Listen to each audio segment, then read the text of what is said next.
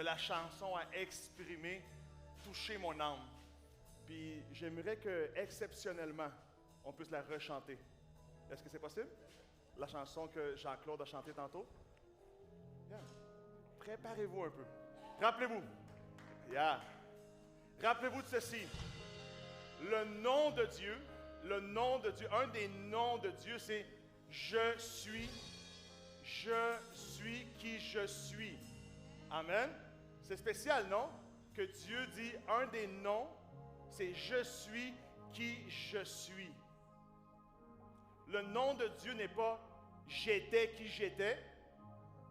Le nom de Dieu n'est pas « Je serai qui je serai », mais il se présente et il dit « Je suis qui je suis », conjugué au présent. Si on vit notre vie dans le passé, on va retrouver des bons souvenirs, des bonnes expériences, peut-être des mauvaises. Si on vit notre vie dans notre futur, des fois on va se sentir un peu angoissé et compliqué, un peu anxieux par le futur. C'est pour ça que Dieu nous appelle à vivre aujourd'hui. Notre moment présent est le moment le plus important que nous avons. C'est pour ça qu'il s'appelle « Je suis qui je suis », parce qu'il vient te rejoindre dans ton moment présent. Et la seule minute où Dieu peut faire un miracle, c'est celle-ci. La seule minute que vous et moi, on a pour voir la main de Dieu, n'est pas la minute qui vient de passer parce qu'elle vient de passer, n'est pas la minute qui s'en vient parce que je ne sais pas si je vais être là, mais dans la minute où je suis actuellement, dans ma réalité de maintenant, c'est là où Dieu veut agir, c'est là où Dieu veut guérir, c'est là où Dieu veut restaurer, toucher les cœurs, transformer les pensées, amener de nouvelles idées, changer notre destinée. Dans la minute où nous sommes actuellement, c'est uniquement là que Dieu veut agir. Rappelez-vous et gravez ça dans votre cœur. Mon Dieu, mon Père céleste est le Dieu de maintenant. Le Dieu de quand? Le Dieu de maintenant. Des fois, on pousse à demain ce que Dieu veut faire aujourd'hui. Des fois, on dit, demain, je vais avoir la foi. Demain, je vais croire. Demain, je vais mettre les bouchées doubles. Mais demain n'est pas garanti. Et hier, c'est terminé. La seule chose que j'ai pour que Dieu me touche, pour que Dieu me change, pour que Dieu rentre dans ma vie, c'est maintenant. Alors, dans les prochaines 2-3 minutes, que ce soit votre maintenant, et laissez-vous toucher par Dieu. Laissez-vous toucher par le Saint-Esprit, que Dieu puisse agir dans notre vie. Est-ce qu'on est venu ici seulement écouter ou on est venu ici voir Dieu agir? Je parle avec ceux qui veulent voir Dieu agir ce matin. Pas avec ceux que je dois convaincre d'avoir la foi, mais avec ceux qui ont déjà la foi. Avec ceux qui veulent voir du changement, avec ceux qui croient que leur vie peut aller de gloire en gloire et de victoire en victoire. Amen, Église, êtes-vous avec moi ce matin? Connecte avec le ciel un peu, donne-lui une bonne main d'applaudissement. Amen. Il y a une place quand mon cœur traverse le feu. Chantez avec moi, vous la connaissez déjà. Une autre voix quand tout semble autour de moi. Et quand je pense à la différence entre qui j'étais et qui je deviens, je sais que je serai jamais seul. Il était avec moi dans le feu, là à mes côtés. Il sera présent dans la tempête, apaisant les mers. Et s'il m'arrive un jour d'oublier le prix payé pour moi, il y a la croix qui porte à le voir, d'un sauveur à ma place. Oh, oh, oh. Lève ta main. Il était avec toi. Chante avec moi, je veux t'entendre. Il était avec toi. Toute ta dette, toute ma dette a quitté à tout jamais. Et le péché n'a plus aucun pouvoir sur ma vie. Sur ta vie. s'il m'arrivait de retomber entre qui j'étais et qui je deviens, combien même je ne céderai pas à ce monde. Et je sais que je serai jamais seul. Il sera avec toi dans le feu. Là tes côtés, il sera présent dans l'attente. Amen. Apaisant les mers. Et s'il m'arrive un jour d'oublier, montagne vers moi, dans ton beau prier bien. Cette puissance brille en moi.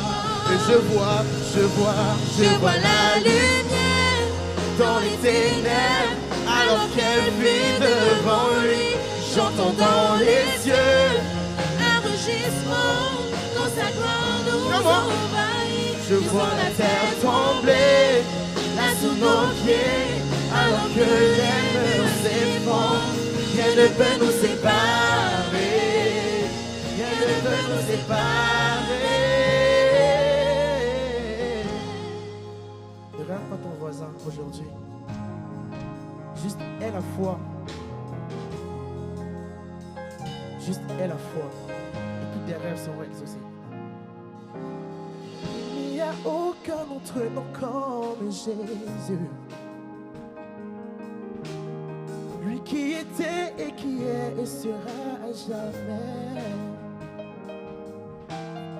Donc peu importe ce qu'il adviendra, entre qui je suis et qui je deviens, je sais que je ne serai jamais seul. Je vais t'entendre le dire. Je sais que je ne serai jamais seul. Il sera avec moi dans le feu. Là à tes côtés, il sera présent dans l'attente. Amen. Apaisant les mers.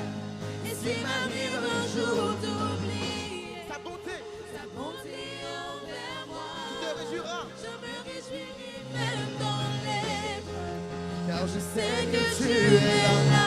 Et je vois la lumière dans les ténèbres, alors qu'elle fut devant lui. J'entends dans les cieux un rugissement quand sa gloire nous envahit. Je sens la terre trembler là sous nos pieds, alors que les murs s'effondrent. Rien ne peut nous séparer, rien ne peut nous séparer.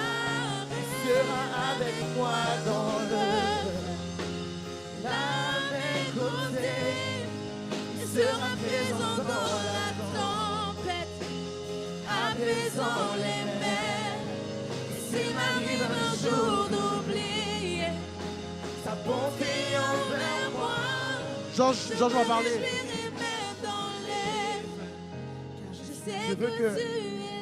Je veux juste entendre le piano et vous. Amen. Juste le refrain, juste le piano. Avec vous et moi. Amen. On n'est pas là pour regarder qui sait chanter ou pas. Juste prie, juste crois. Amen. Je veux voir tes mains. Je veux voir tes mains.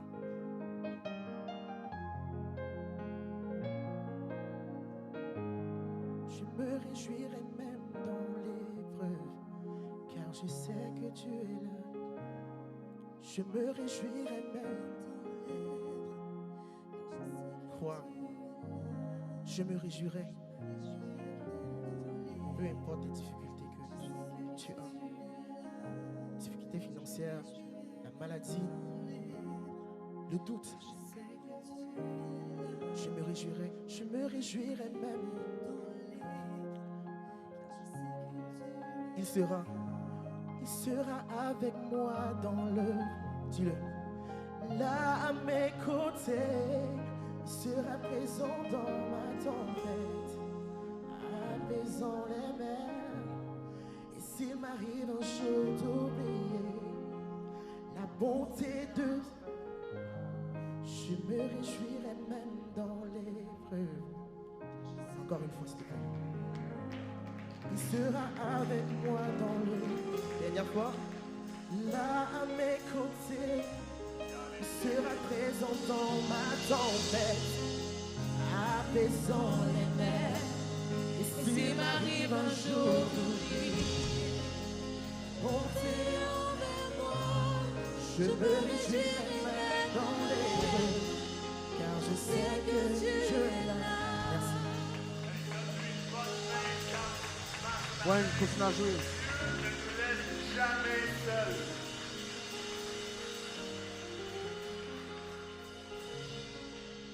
Ça prend beaucoup de confiance pour chanter cette chanson-là. Pour dire, Seigneur, même dans l'épreuve, même dans les moments difficiles, même dans les journées compliquées, même où ça sort de mon contrôle, même où c'est anormal, je vais quand même mettre ma confiance en toi. Ça prend beaucoup de confiance pour savoir que même lorsque nous, on l'oublie, lui ne nous oublie jamais. Et que nous ne serons jamais seuls. Quelle bénédiction de savoir que peut-être tu as vécu des situations compliquées, les gens que tu aimais t'ont abandonné, t'ont mis de côté, des situations hors de contrôle un peu, mais quelle bénédiction de savoir et quel bien ça fait à mon âme de savoir que Dieu ne m'abandonnera jamais, que Dieu ne va jamais me laisser seul.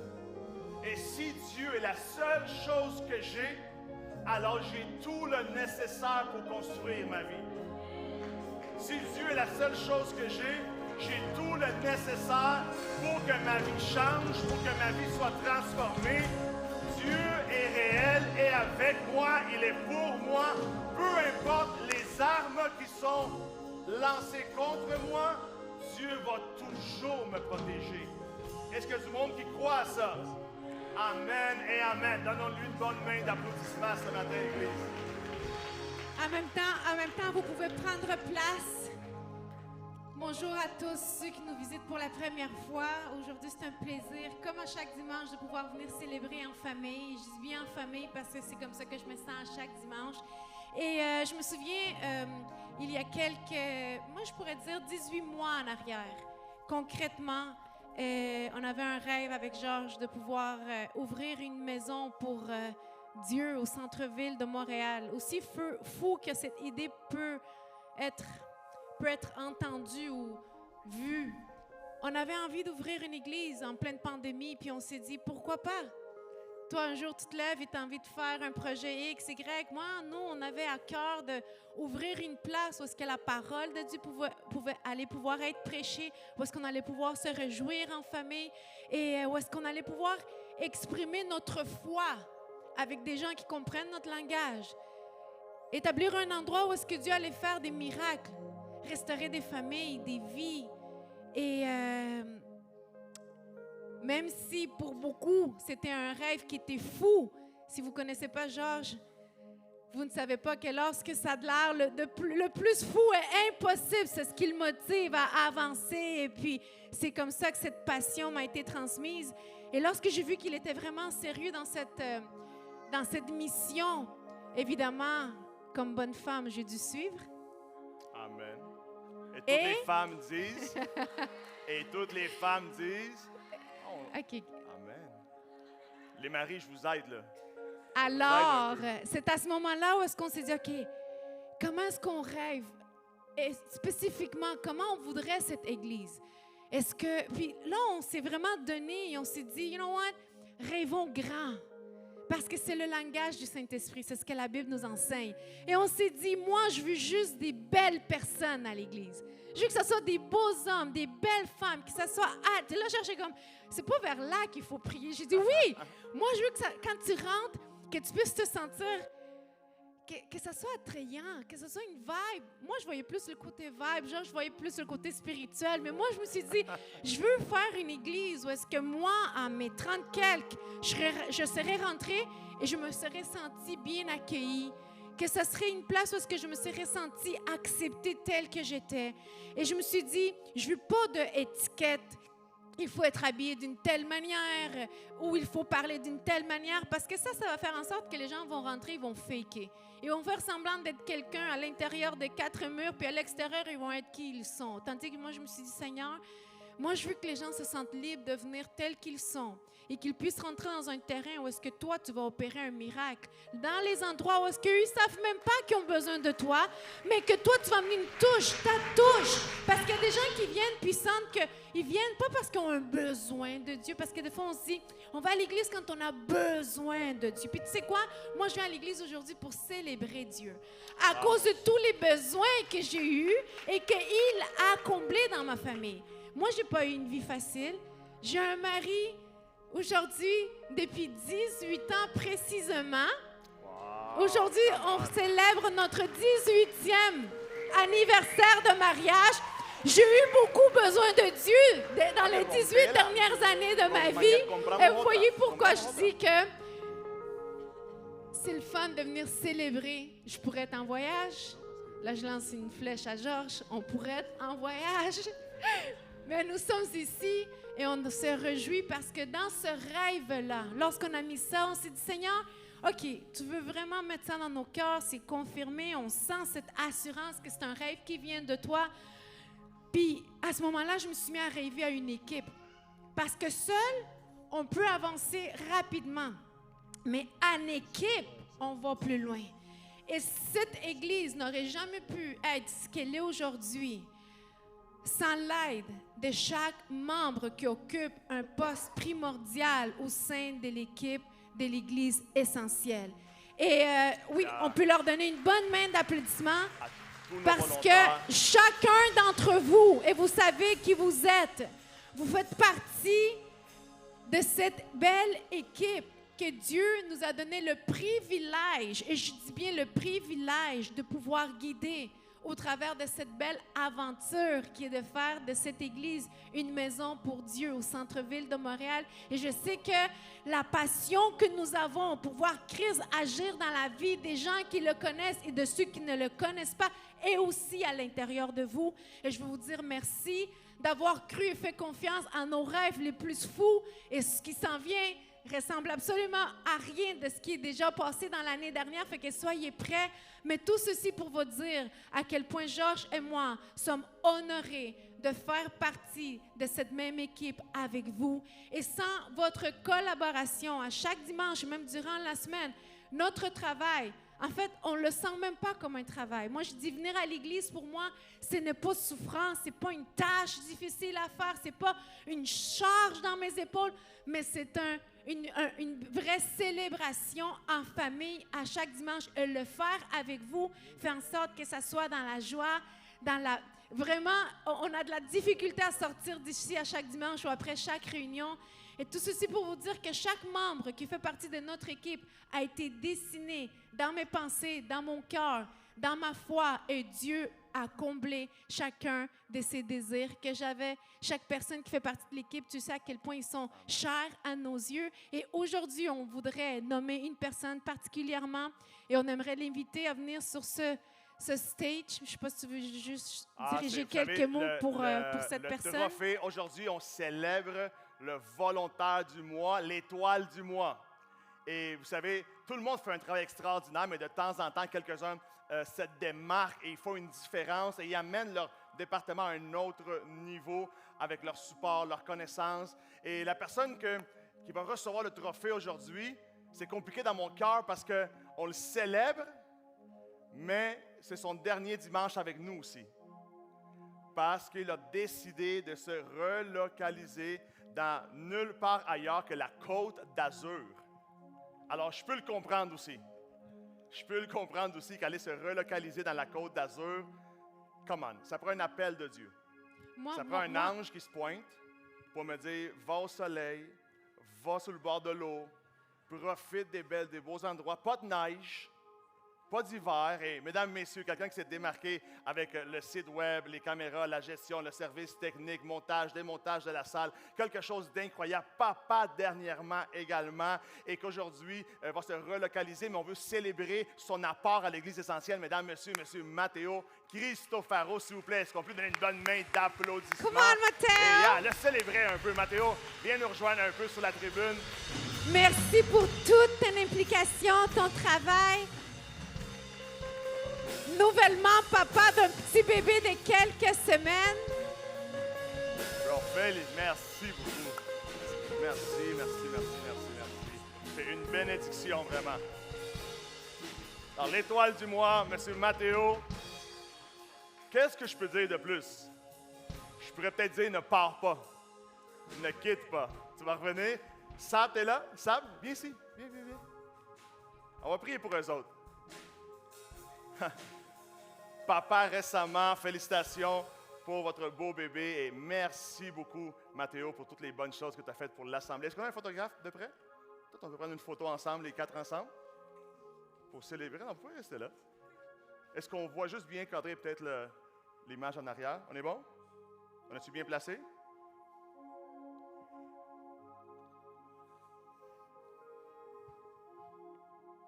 Sab, on est bon? On se tasse? Hey, merci pour votre patience, vous êtes incroyables.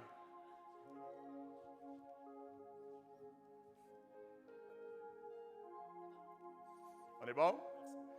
Merci à toi, merci à vous autres.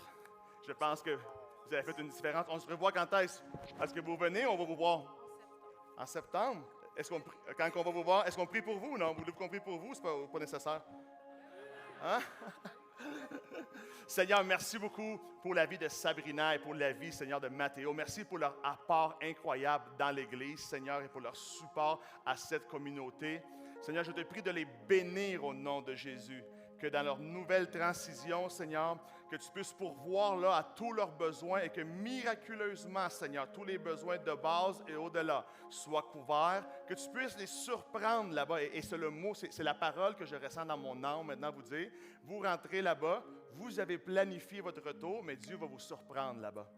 Dieu prépare des choses que vous n'avez même pas pensé, même pas imaginé. Vous allez voir des portes s'ouvrir, des opportunités venir à vous. Et vous allez remarquer que c'est la gloire de Dieu, que c'est un rendez-vous de la part de Dieu pour vous. Alors, Seigneur, on les bénit, que ta protection soit sur eux et que tu puisses toujours les amener là, Seigneur, où tu as planifié des bonnes choses pour eux. Au nom de Jésus, Amen et Amen. Hey, on a comme la Côte d'Azur, c'est comme j'ai comme une jalousie sainte à l'intérieur de moi. J'ai comme une bonne jalousie à l'intérieur de moi. Amen. Est-ce que quelqu'un est prêt pour le message de ce matin? Je vais donner un break au band pendant quelques minutes et vous revenez à la fin, s'il vous plaît, pour m'aider.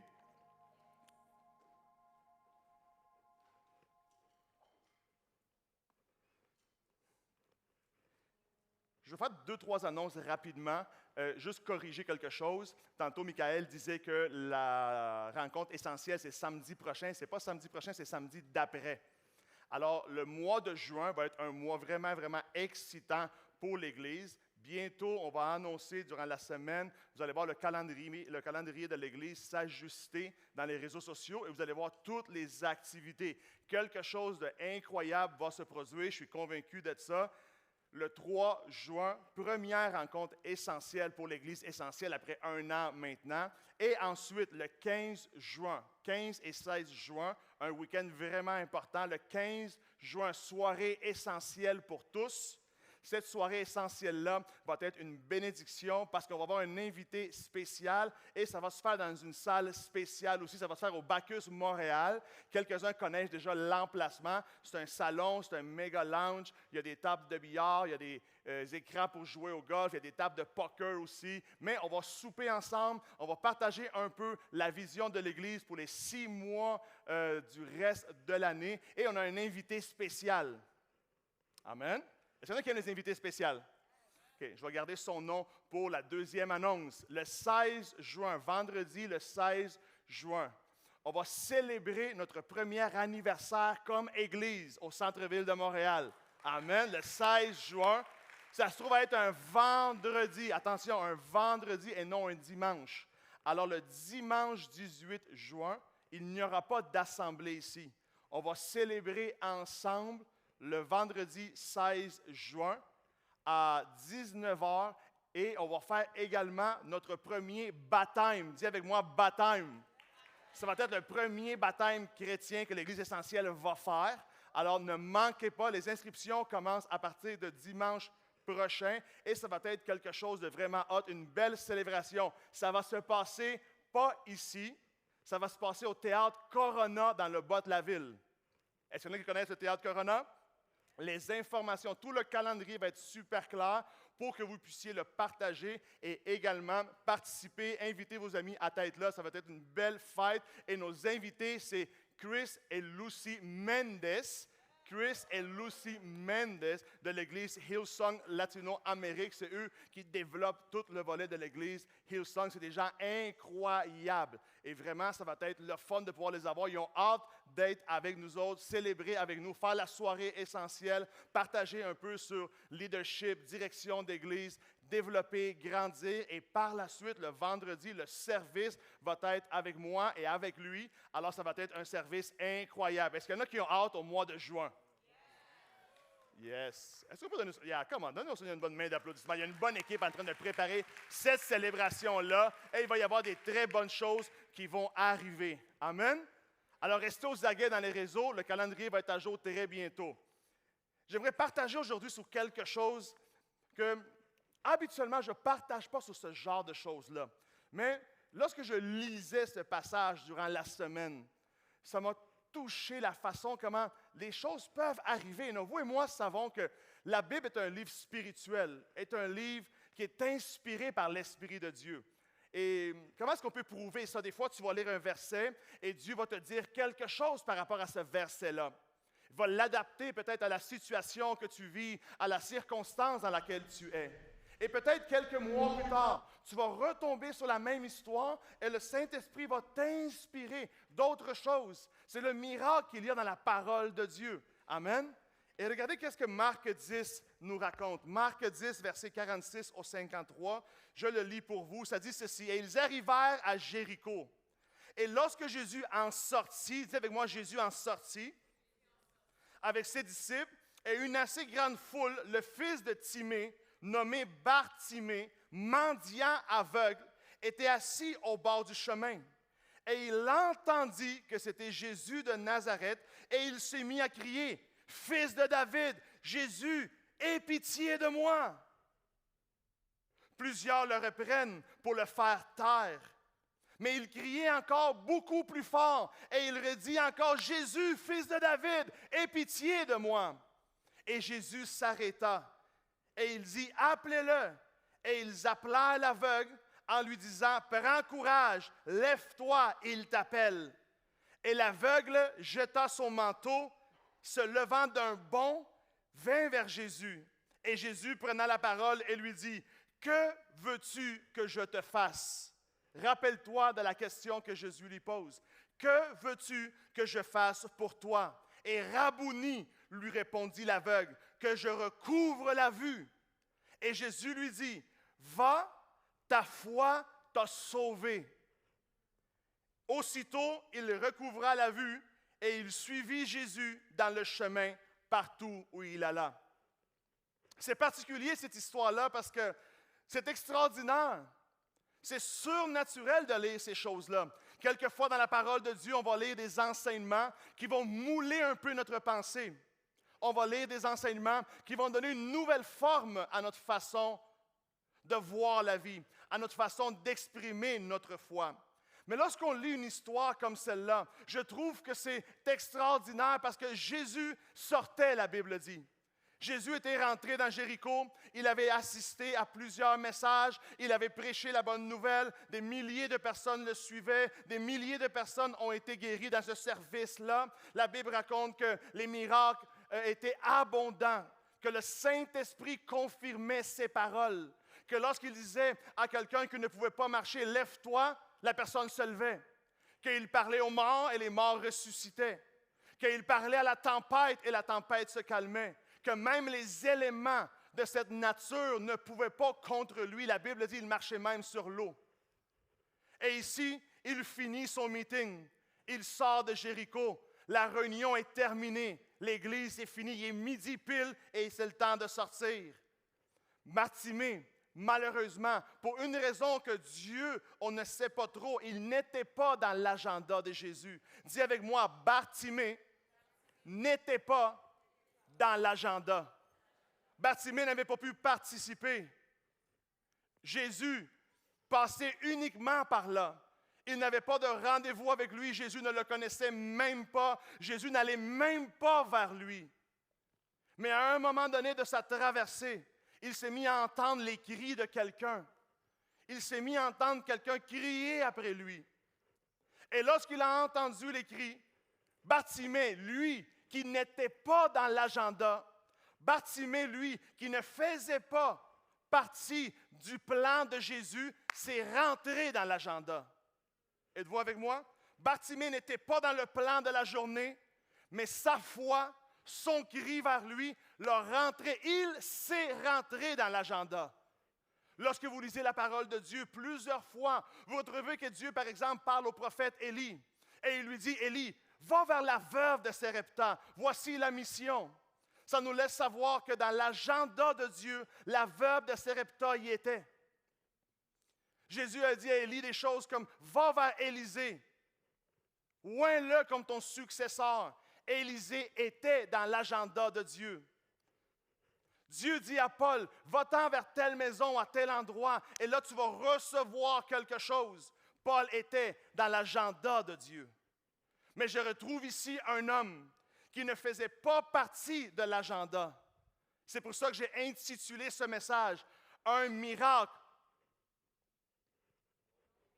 Un miracle non prévu. Un miracle qui n'était pas prévu. Je ne sais pas si vous êtes pareil que moi, mais moi, j'aime les surprises. Lorsque je m'attends à rien et tout d'un coup, Dieu fait quelque chose. Lorsque je m'attends à rien et tout d'un coup, je reçois un cadeau. Lorsqu'il n'y a rien de prévu et tout d'un coup, quelque chose s'improvise et ça finit par être une belle fin de semaine. Êtes-vous avec moi? Je retrouve ici un homme que lui n'était pas dans l'agenda. Mais sa façon de faire, sa façon d'agir devant Christ a fait en sorte qu'il s'est introduit dans l'agenda et il a reçu une manifestation de la part de Dieu. Des choses qui sont dans l'agenda de Dieu. Où Dieu dit, oui, aujourd'hui je vais faire telle chose. Où Dieu se dit, aujourd'hui on s'en va vers là. Des choses qui sont prévues. Mais il y a aussi des circonstances qui ne sont peut-être pas prévues. Il y a peut-être des choses que votre foi, que vos attitudes devant le ciel vont faire en sorte que ça rentre dans la cédule de Dieu, que ça rentre dans ce qui est planifié, que ta foi trouve une place dans le planning de la journée. Est-ce que quelqu'un entend ce que je dis? Dieu décide aujourd'hui, je débarque aux 1000 rue Sherbrooke pour guérir Marie. Je vais faire un miracle dans la vie de Marie. Marie, ta maladie finie, Dieu te guérit. Mais pendant que Dieu est dans la place, il se rend compte que Louis aussi est en train de croire. Et parce que Louis croit, Louis reçoit. Et il se rend compte que Michael est en train de croire. Michael n'était pas dans l'agenda, mais parce qu'il s'est connecté avec une parole, parce qu'il s'est mis à croire, parce qu'il s'est mis à espérer, parce qu'il s'est mis à rêver à l'intérieur de lui que Dieu pouvait faire quelque chose pour sa famille, que Dieu pouvait faire quelque chose pour ses entreprises, pour ses projets, que Dieu pouvait faire quelque chose pour lui finalement. Dieu a vu la foi et il s'est dit, puisqu'il a la foi, je vais faire quelque chose pour lui aussi. Ta foi doit te rentrer dans le programme de Dieu. Ta foi a cette capacité-là de même si tu t'attendais à rien, si même il n'y avait rien de prévu pour toi, parce que tu as eu la foi, parce que tu as cru en Dieu, le programme change. Et le programme commence maintenant à inclure ton nom. Le programme commence maintenant à inclure des bonnes choses pour toi. Je suis attiré par la pensée que ce message me dit, Jésus n'était pas en train de penser à Bartimée, mais Bartimée était en train de penser à Jésus. Jésus n'était pas dans la tête de Bartimée, mais Bartimée.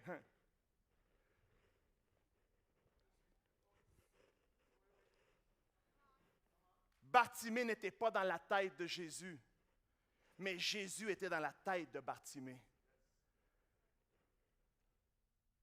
Bartimée n'était pas dans la tête de Jésus, mais Jésus était dans la tête de Bartimée. Qu'est-ce qu'il y a dans ta tête à toi? Qu'est-ce qu'il y a à l'intérieur de toi? Lorsque tu entends ce message, lorsque tu lis la parole de Dieu, qu'est-ce que ça vient créer à l'intérieur? Est-ce que ça vient créer un peu d'excitation? Est-ce que ça vient créer au moins une micro-semence de croire que quelque chose de glorieux peut se produire? Je retrouve ce Bartimée-là, je retrouve ça dans cet homme-là, qu'il avait manqué le meeting. Que peut-être personne ne l'avait avisé, peut-être personne ne l'avait invité, peut-être son entourage était mauvais, parce que dans d'autres histoires de la Bible, on retrouve des amis qui vont chercher les personnes dans le besoin et ils les amènent dans le meeting. Bartimée n'avait personne pour l'amener au meeting, mais il s'est créé son propre meeting. Bartimée s'est créé sa propre réunion. La Bible dit que depuis le temps, le royaume de Dieu subit une violence et seulement les violents s'emparent des promesses de Dieu. Qui sont ceux qui s'emparent des promesses de Dieu? Ceux qui sont capables de croire coûte que coûte. Ceux qui peuvent être violents à l'intérieur de eux. Oui, ma réalité est comme ça, mais mon Dieu m'a promis ceci. Oui, je vis de cette façon-là, mais il y a un facteur Dieu dans ma vie qui change toutes les choses. Il y a des personnes qui se font violence dans la foi, violence en croyant en Dieu. La Bible dit qu'Abraham a cru espérance contre toute espérance. Qu'est-ce que ça veut dire? Que Dieu lui a fait une promesse lundi, que Dieu lui a fait une promesse dimanche dans la réunion. Et lundi, sa journée a été dégueulasse. Rien de ce qu'il aurait espéré, mais la Bible dit qu'il a cru espérance contre toute espérance. Et mardi, il s'est mis à croire encore. Et mercredi, il croyait encore. Et même si la semaine a été weirdo un peu, il a cru coûte que coûte. Et la semaine d'après, Dieu s'est manifesté. Il s'est fait violence. Il s'est dit, peu importe ce que je vis, peu importe ma réalité, puisque j'ai une promesse de Dieu en moi. Et Dieu n'est pas homme pour mentir. Si Dieu le dit, ça va s'accomplir. Voici la fondation d'une promesse. Il y a des gens qui disent, oui, Dieu le dit, oui, c'est écrit dans la Bible, mais la fondation d'une promesse est que Dieu n'est pas un homme pour mentir. Si Dieu le dit, il va le faire. Et personne ne peut compétitionner contre ça. Peu importe ce que tu as aujourd'hui comme avoir, ça peut aller et venir. Mais si l'avoir que tu as aujourd'hui, c'est une promesse de Dieu, personne ne peut te l'enlever. Aucun ange, aucun démon, rien dans l'enfer peut t'enlever ce que Dieu t'a promis. Si Dieu le dit, ça va s'accomplir. Autrement dit, il y a des façons pour faire en sorte que je provoque un miracle. Je peux provoquer un miracle avec ma foi. Avec ma croyance. Dis à la personne à côté de toi, si tu gardes la foi, tu vas rentrer dans l'agenda de Dieu. Il faut comprendre ce matin que la foi sans action, c'est quelque chose d'inutile. Bartimée a eu la foi nécessaire pour croire. Il a profité de l'opportunité. Il savait qui était celui qui passait devant lui. Il savait qui était ce personnage-là qui passait à côté, et il a ouvert sa bouche. Il n'est pas resté muet. Il a utilisé ce qu'il avait. Il n'avait pas de vue, mais il avait une bouche. Et au lieu de commencer à dire « je ne suis pas capable de le voir, je ne suis pas capable de le voir », il a utilisé ce qu'il avait pour l'attirer. Peut-être nous, on n'a pas tout ce qu'il faut aujourd'hui, mais utilisons ce que nous avons pour l'attirer. Il n'y a pas d'aveugle ici ce matin. On peut tous voir la gloire de Dieu. Il n'y a pas de muet ici aujourd'hui. On peut tous faire appel à Dieu. Utiliser ce que nous avons pour attirer le ciel vers nous. Il n'a pas dit, Seigneur, si c'est ta volonté aujourd'hui, guéris-moi. Non. Il a dit, Jésus, fils de David, aie pitié de moi. Il s'est dit des choses comme, vu que personne ne m'a amené au meeting, je vais me créer mon propre meeting. Il s'est dit, puisque personne ne m'a appelé, moi je vais l'appeler.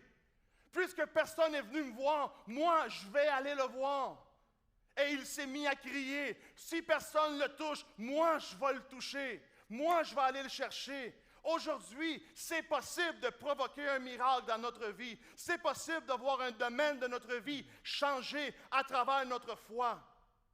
Tantôt, je disais que Dieu est un Dieu d'aujourd'hui.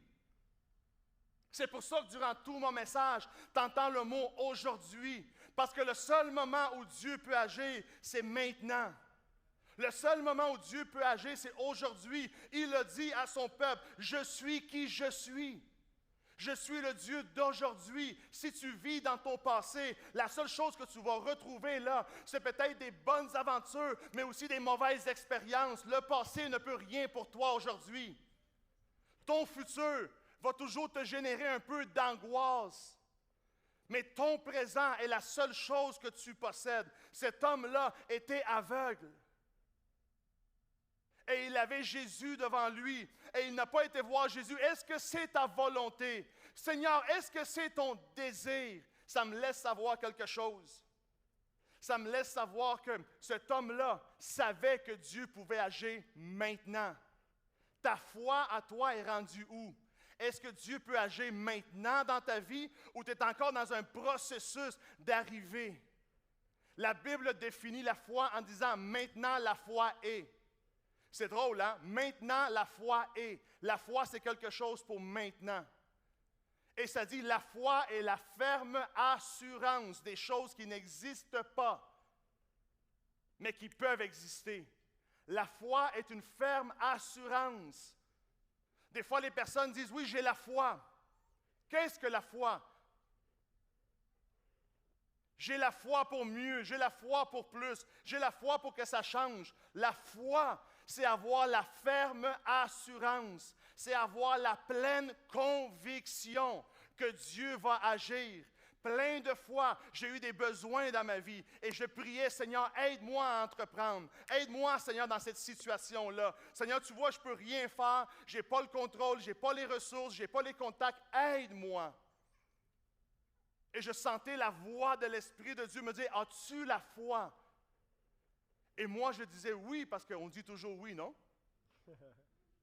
Mais lorsque le Saint-Esprit m'a aidé à comprendre la foi dans la parole, ça dit que la foi est une pleine conviction. Quelqu'un m'a dit, pourquoi les histoires se répètent des fois dans la Bible? Parce que Dieu doit répéter pour qu'on finisse par avoir une pleine conviction. Les maris, on le sait. Nos femmes répètent, puis on ne se place pas. C'est pour ça que la Bible répète les choses, pour que tu arrives à avoir, OK, et il a guéri lui, et il a guéri elle, et il a prospéré lui, et il a prospéré elle, et il a changé l'histoire de lui, et il a transformé cette famille, il a transformé cette ville, et tu lis ça, et à un moment donné, ça devient un tourbillon de bonnes nouvelles, un tourbillon de gloire, de puissance de Dieu, des choses incroyables. Et là, tu commences à oser croire que Dieu peut le faire pour toi. Et lorsque tu oses croire que Dieu peut le faire, c'est là qu'une aventure incroyable commence. C'est là que tu peux commencer à dire, maladie, tes minutes sont comptées. C'est là que tu peux commencer à dire, faiblesse, tes minutes sont comptées. C'est là que tu peux commencer à dire des choses, pauvreté, tes minutes sont comptées. Parce que Dieu va commencer à agir dans ma vie aujourd'hui. Quand est-ce que Dieu peut agir? Seulement aujourd'hui et maintenant. Est-ce que je peux prophétiser sur quelqu'un ce matin? Il y a quelque chose qui se termine ce matin pour toi. Laissez-moi vous dire ceci. Il y a quelque chose qui se termine pour vous ce matin. Je ne combats pas, je ne lève pas la voix, je ne veux pas convaincre personne, je veux seulement parler à ceux et celles qui ont la foi. Il y a quelque chose que tu as traîné depuis longtemps, une souffrance, une situation, une amertume. Dieu veut mettre un point final à ça aujourd'hui pour que ta destinée soit dans la paix. La Bible dit, il veut te rendre complètement libre. Pas partiellement libre, mais complètement libre. Il n'était pas dans l'agenda. Jésus faisait juste passer par là. Et c'est Bartimée qui s'introduit dans l'histoire. Et il a changé son histoire à cause de son attitude. C'est pour cette raison qu'on essayait de le faire taire. On essayait de dire, t'es pas invité, t'as rien à voir ici. Dis à quelqu'un qui est à côté de toi, j'ai pas été invité, mais je vais y aller pareil. J'ai pas été invité, mais je vais me rendre pareil. Pour celui qui croit, il n'y a rien d'impossible. C'est drôle, hein? Qu'il s'est mis à crier pour attirer l'attention et les gens essayaient de le taire. Chaque fois que tu veux changer ta vie, le monde va vouloir te taire. Chaque fois que tu vas vouloir rêver en grand, il va toujours y avoir quelqu'un qui va dire « Oh, t'es un malade, toi. » Chaque fois que tu vas vouloir dire « Je pense que ma famille peut changer, je pense que ma situation peut changer, je pense que... » Il va toujours y avoir quelqu'un pour ne pas croire en toi. Il va toujours quelqu'un qui va dire « Il ne changera jamais, lui. Elle sera toujours pareille. Eux autres, oublie ça. Aucune chance. Hey, heureusement qu'on a Dieu avec nous. Heureusement qu'on a celui, notre Père Céleste, qui nous aime et qui croit en nous. Et heureusement qu'il y a une Église essentielle qui croit aussi dans ce que Dieu dit à ses enfants. Que je n'entende jamais quelqu'un dégonfler le rêve d'un autre.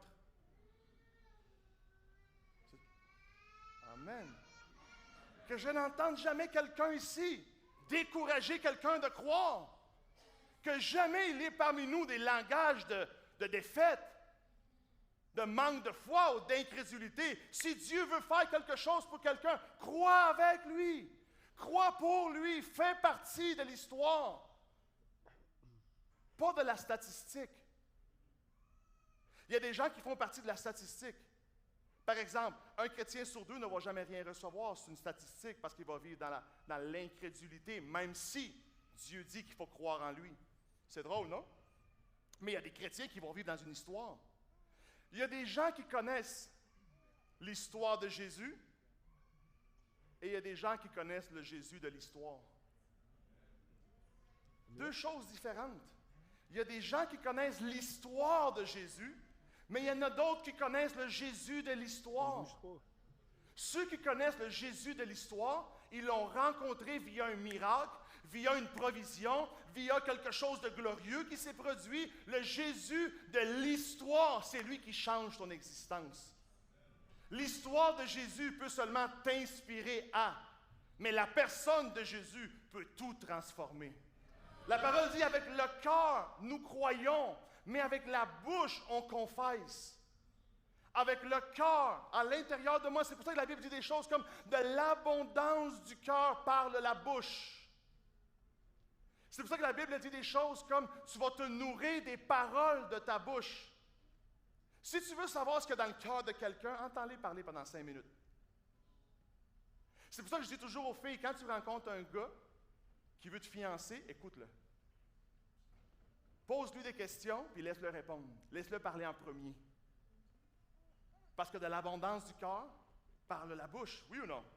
Une autre chose qui attire mon attention, Jésus vient vers lui et Jésus lui demande quelque chose. Tantôt, je l'ai lu, il lui dit « Que veux-tu que je fasse pour toi? » Quelle question bizarre, non? « Que veux-tu que je fasse pour toi? » Bartimée est un aveugle. On a dû l'aider à se rendre vers Jésus. Il trébuchait peut-être.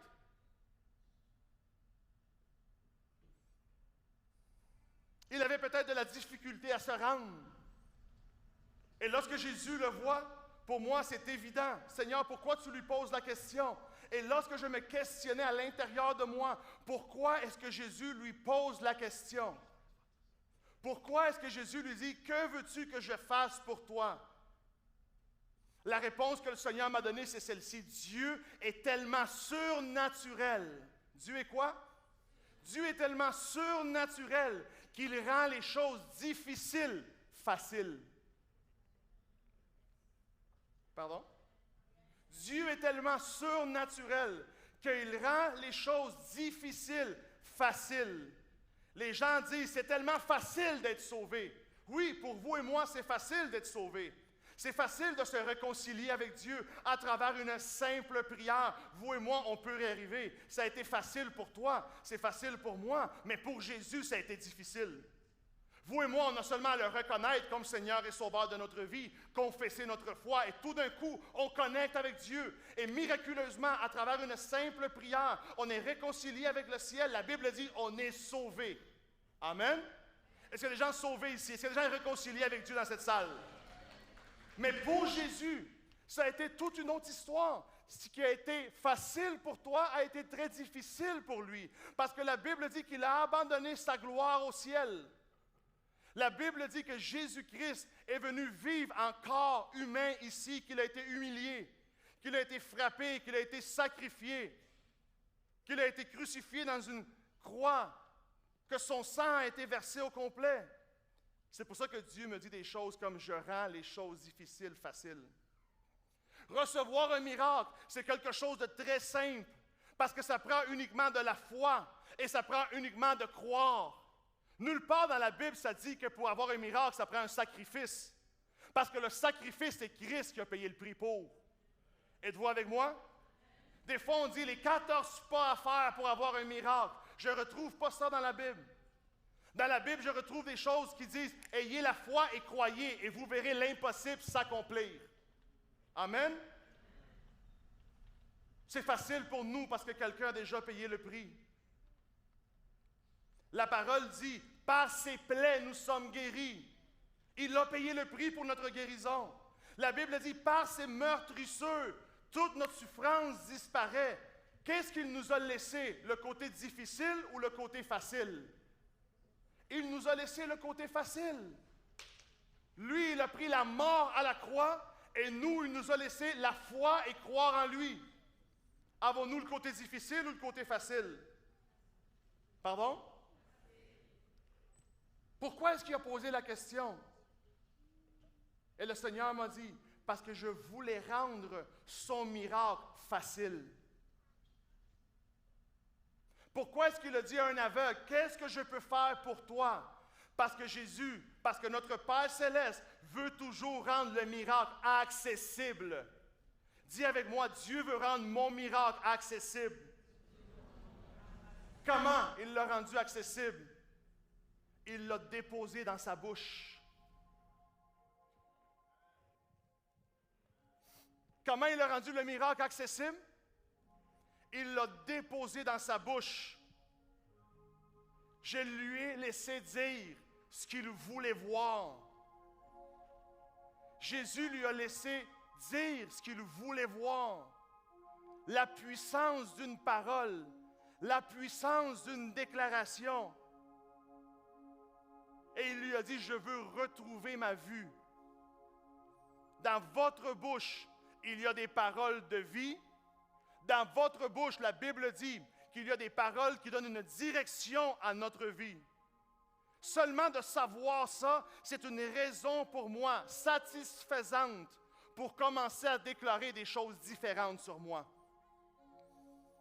Pour utiliser ma bouche, pour ne pas me rabaisser, pour ne pas être en accord avec ce que les autres pensent de moi, mais utiliser ma bouche pour être en accord avec ce que Dieu pense de moi. Quand la Bible dit que Dieu nous a créés en vainqueurs, commencer à déclarer des choses comme « Hey, je suis un vainqueur. Je vais vaincre sur mes rêves. Je vais vaincre sur mes projets. Je vais vaincre sur ma famille. Ma famille va réussir. Ma famille va bien aller. » Quand les gens commencent à dire des choses négatives sur vous, ne pas laisser ces choses-là vous affecter. Il y a des gens qui sont plus affectés par ce que le voisin dit que ce que Dieu a dit. Il y a des gens qui sont plus affectés par ce que leurs amis pensent de eux que par ce que Dieu pense de eux. Et on commence à dire, ouais, un tel m'a dit que finalement notre affaire c'est une mauvaise idée. Puis là on parle de ça. Oui, finalement, hey, es-tu tata, lui? Il m'a dit, puis finalement je commence à penser, il a peut-être raison. C'est peut-être pas une bonne idée. Mais pourquoi pas faire le contraire? Quand Dieu dit, moi je t'appelle à être la tête et non la queue. Je t'appelle à être en haut et non en bas. J'ai passé des heures à penser là-dessus, moi. À l'intérieur de moi, j'avais des pensées de crainte, de peur, de défaite. Et quand j'ai commencé à lire dans la Bible que Dieu m'appelait à être la tête et non la queue, à être en haut et non en bas, j'ai commencé à m'asseoir et à réfléchir. Est-ce que je vais croire plus ce que je pense? Est-ce que je vais croire davantage dans la défaite ou je vais croire dans les bonnes choses que Dieu a déclarées sur moi? Quand tes enfants vont à l'école et les professeurs commencent à dire des choses sur tes enfants, que vas-tu faire avec ces choses-là? Vas-tu les accepter? Je pense qu'il faut accepter l'avis d'un professionnel et commencer à traiter, mais je pense aussi qu'il faut utiliser notre bouche pour déclarer ce que Dieu dit de nous. Mes enfants vont réussir, mes enfants vont percer, mes enfants vont accomplir leurs rêves, ma famille va être une famille de bonne réputation. Qu'est-ce que je vais déclarer? Dieu lui a dit, le miracle est dans ta bouche. Le miracle est dans ta bouche. Il lui a dit, confesse ce que tu veux voir. Et quand il lui a dit, je veux récupérer la vue, Jésus a répondu, c'est fait. Le miracle est accompli. Et Jésus a dit à Bartimée, Bartimée, mets-toi dans un mode confession de miracle. Êtes-vous avec moi? C'est ce que Jésus a fait. Lorsque Jésus lui a posé la question, il lui a donné un coup de coude. C'était comme un clin d'œil du ciel. C'est Bartimée, mets-toi en mode confession de miracle.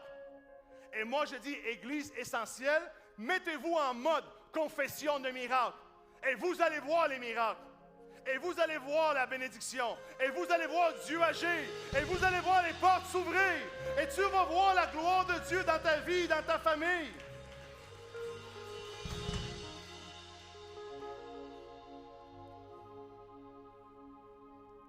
Dieu a eu la même chose. La Bible dit, l'Éternel a créé le ciel et la terre avec sa bouche. Et il nous a donné à nous la même puissance. Tu peux croire en Dieu, tu peux saisir une parole et en même temps donner une forme à ta vie à travers elle. La parole dit que Dieu est capable de faire tout ce que nous demandons, pensons, croyons et même imaginons. Es-tu capable de te voir béni?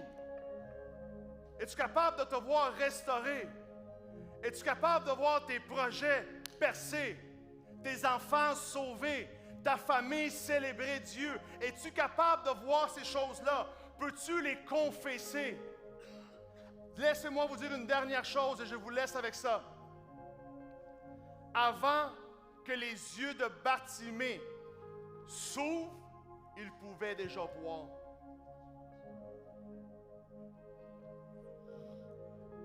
Avant que ses yeux s'ouvrent, il était capable de voir déjà. La Bible dit, la foi est la ferme assurance des choses qui n'existent pas. La foi appelle les choses qui n'existent pas comme si elles existeraient. C'est le miracle de la foi. Jamais mes pieds vont m'amener à une place où ma pensée n'a pas été. Jamais tes pieds vont t'amener à une place où ta pensée n'a pas été avant. Alors il l'a connecté avec Jésus. Il lui a dit, que veux-tu que je te fasse? Et il lui a dit que je recouvre la vue. Et immédiatement, la Bible dit, ses yeux se sont ouverts et Jésus a donné la conclusion de l'histoire. Et il a dit, Bartimée, ta foi t'a sauvé. Bartimée, ta foi t'a sauvé. Bartimée avait la foi en qui? En qui? Bartimée avait mis sa foi en qui? Alors qui l'a sauvé? Qui l'a sauvé? Qui a fait le miracle?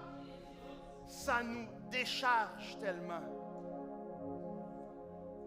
Jésus n'a pas dit, Bartimée, ta bonne vie t'a sauvé. Jésus n'a pas dit, tes valeurs t'ont sauvé. Il n'a pas dit, tes bons principes de vie t'ont sauvé. Oh, tes bonnes œuvres t'ont sauvé. Il y a des gens qui pensent que parce que c'est des bonnes personnes, ils vont aller au ciel. Non. Ce n'est pas nos bonnes œuvres qui nous sauvent. C'est Jésus qui sauve. Et il nous sauve pour des bonnes œuvres. Mélangez pas les versets, mélangez pas l'histoire. Bien lire, bien comprendre, nous amène à bien vivre. Amen. Est-ce qu'il y en a qui sont prêts ici pour être en mode confession de miracle? S'il y a quelqu'un ici, s'il y a au moins une personne dans cette salle qui se dit, moi,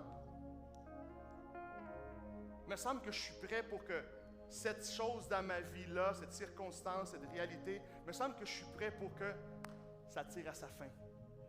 Qu'est-ce que j'ai dit en milieu de message? Aujourd'hui, Dieu va quoi? Dieu va quoi? Tirer à sa fin. Tu l'as reçu? Ça va tirer à sa fin. Tu l'as reçu. Je ne me bats pas aujourd'hui pour que tu crois. Seulement ceux qui croient, mettez-vous debout avec moi. Mode confession. Quelque chose va tirer à la fin. Quelque chose qui traîne depuis longtemps. Quelque chose qui traîne depuis longtemps. Il y a une chanson de célébration tantôt, ça bougeait un peu. Je pense que c'est ça qu'on a besoin d'entendre. C'est le temps de célébrer quelque chose. La Bible dit, et Bartimée s'est mis à suivre. Ça veut dire qu'il a compris. Il a compris où se trouvaient les miracles, où se trouvait la provision, où se trouvait la vie abondante. Il n'a pas uniquement reçu un miracle et il est resté là, il est parti. Lorsque Jésus a dit « appelez-le », la Bible dit « d'un seul bond ». Comment vite c'est ça? Un seul bond. Autrement dit, immédiatement, il s'est mis debout. Il n'a pas douté, il n'a pas commencé à penser, à réfléchir. Il s'est dit « wow, je rentre dans l'agenda de Dieu. Le miracle n'était pas prévu. Je n'étais pas venu à l'église ce matin pour ça, moi là. Je n'étais pas venu pour ça. Mais parce que je crois, parce que j'ai la foi, Dieu me rentre dans son agenda et Dieu peut faire un miracle dans ma vie. » Oui ou non? Est-ce que Dieu peut le faire ou Dieu ne peut pas le faire? De ce côté-là, est-ce que Dieu peut le faire ou Dieu ne peut pas le faire? On va voir de ce côté-là. Est-ce que Dieu peut faire un miracle ou il n'y a pas de place ici? Il n'y a pas de foi ici. Il n'y a personne qui croit ici. Dieu va faire tout ce qui est impossible pour toi. Hey, come on, church, give it up for Jesus. Pendant qu'on va adorer Dieu pendant 4 minutes, laisse-toi, prépare ton esprit, prépare ton âme. Quelque chose de spécial va se produire ici. Quelque chose de spécial. Tu es bon, c'est tu es bon et ta grâce envers nous durera jamais. Les paroles, Dieu, tu es bon, c'est tu es bon et ta grâce envers nous durera jamais. Pour Tu tous es quoi? les peuples et toutes les générations, nous t'adorons, nous t'adorons.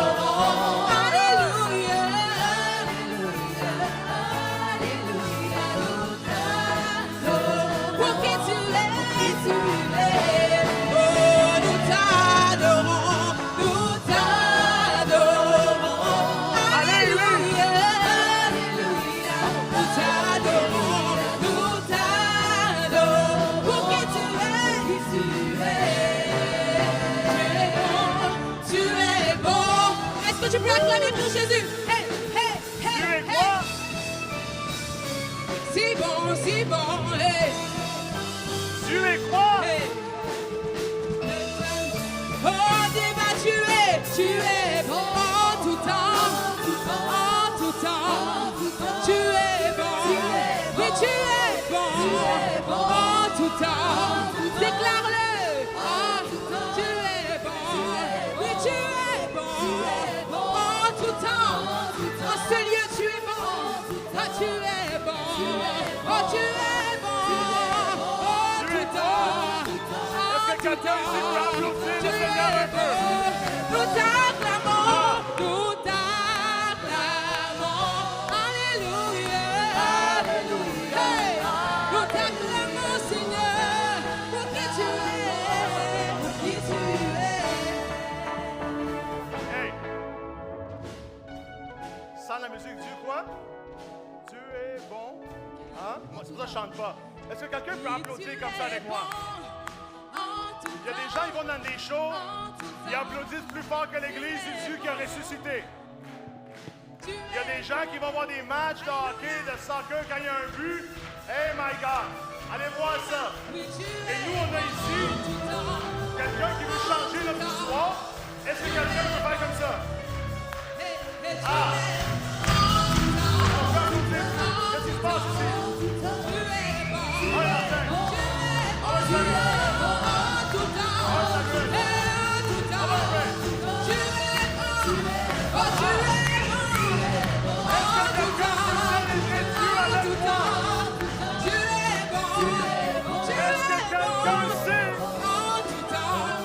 Quelques instants, un miracle va sortir de votre bouche. OK. J'aime mieux ce côté-là, moi. Hey!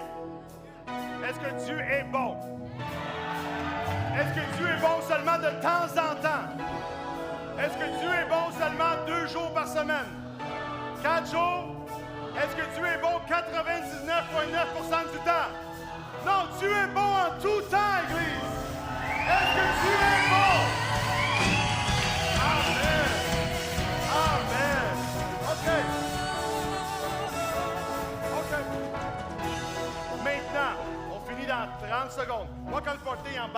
débarquer, moi. Mais maintenant qu'on sait que Dieu est bon, est-ce que quelque chose de mauvais peut venir de Dieu? S'il y a quelque chose de mauvais dans ma vie à moi, du ressentiment, une souffrance, une maladie, une situation, ça ne vient pas de Dieu. Mais Dieu est capable de te délivrer. Et tantôt, j'ai dit, il y a un miracle dans ta bouche. Pendant 5 secondes, détermine avec moi. Qu'est-ce que Dieu peut faire pour toi aujourd'hui? Notre Dieu est bon. Notre Père est glorieux. Rien n'est impossible pour lui. Pour vous et moi, plein d'impossibilités. Mais lorsque le facteur Dieu rentre, Dieu peut guérir n'importe quelle souffrance. Dieu peut restaurer n'importe quelle situation. Dieu peut guérir votre cœur, peu importe la douleur que tu as vécue.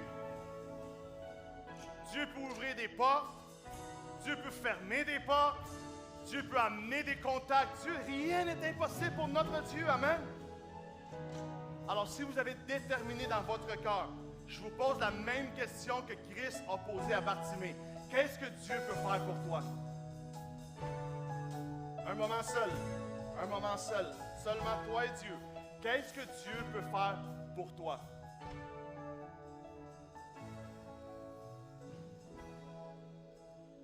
Qu'est-ce que Dieu peut faire pour moi? La minute que tu as déterminée dans ton cœur, qu'est-ce que Dieu peut faire pour toi? J'aimerais que tu commences à le dire avec ta bouche. Comme Bartimée a fait, il a cru dans son cœur, mais il l'a dit avec sa bouche. Seigneur, je crois dans la guérison de ma famille. Seigneur, ce que tu peux faire pour moi, c'est guérir la maladie, Seigneur. Ce que tu peux faire pour moi, Seigneur, c'est aider dans les finances. Ce que tu peux faire pour moi, Seigneur, c'est aider dans les projets.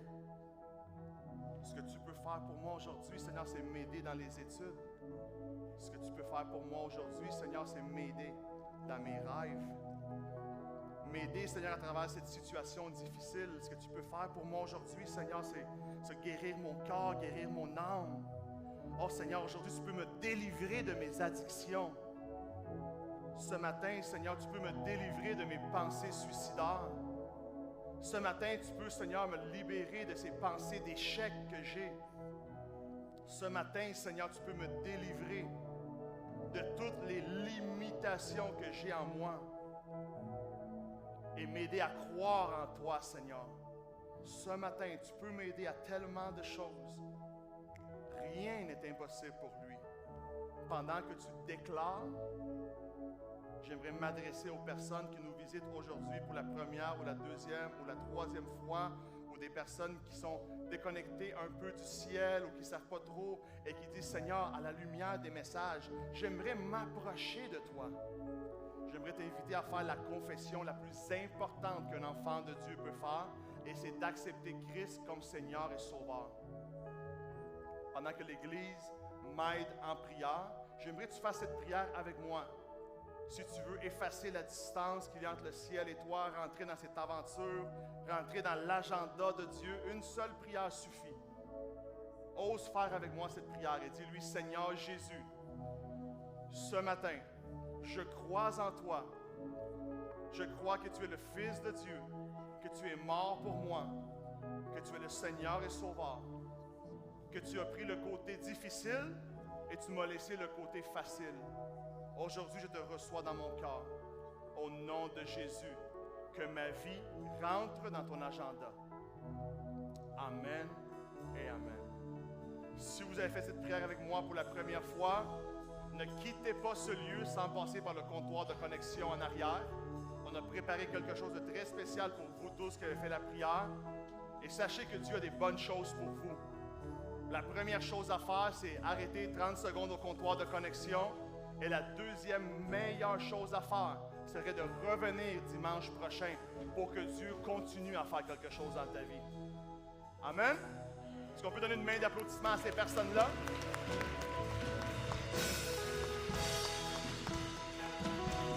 Pour tous ceux et celles qui ont déclaré quelque chose tantôt, Seigneur, tu as entendu nos paroles. Et je le sais, Seigneur, que tu entends nos prières. Et je le sais, Seigneur, que ce message vient de ton cœur pour l'Église. Qu'à partir de maintenant, leur déclaration, ce qu'ils t'ont demandé, que ce soit un fait dans leur vie, Seigneur. Comme dans la vie de Bartimée, instantanément, il a récupéré la vue. Que instantanément, la guérison se manifeste. Que sur le champ, les opportunités viennent. Que sur le champ, Seigneur, le cœur soit guéri. Que les situations soient transformées. Je ne sais pas qu'est-ce que tu as demandé à Dieu, mais laisse-moi te dire ceci. Tu t'en vas d'ici ce matin avec quelque chose qui prend fin dans ta vie. Amen. Ce que tu as demandé à Dieu prend fin aujourd'hui. Dieu agit pour toi. La réponse est oui et amen. La réponse de Dieu, j'ai dit, c'est oui et amen. Notre Dieu ne se laisse pas attendre. Il ne joue pas à hard to get. Lorsqu'il entend notre prière et il répond. Amen. Est-ce qu'il y a des personnes qui ont la foi aujourd'hui? Est-ce qu'il y a des gens qui ont cru aujourd'hui? Alors, sous votre foi, sous votre croyance en Dieu, que le miracle arrive. Au nom de Jésus. Amen et amen. Donne-lui une bonne main d'applaudissement. Célébrons-le pendant 30 secondes et on a fini aujourd'hui. Alléluia. Et nous t'adorons. Pour qui tu es, et nous te louons, nous te louons. Alléluia. Et alléluia, nous te louons. Pour qui tu es, tu es bon. Alléluia, est-ce que notre Dieu est bon? Hey, hey, hey, si bon, tu es bon en tout temps. Hey, hey, hey, tu es bon. Oui, tu es bon en tout temps. En tout temps, tu es bon. Oh, tu es bon en tout temps. En tout temps, en tout temps. Oh, nous t'adorons, nous t'adorons.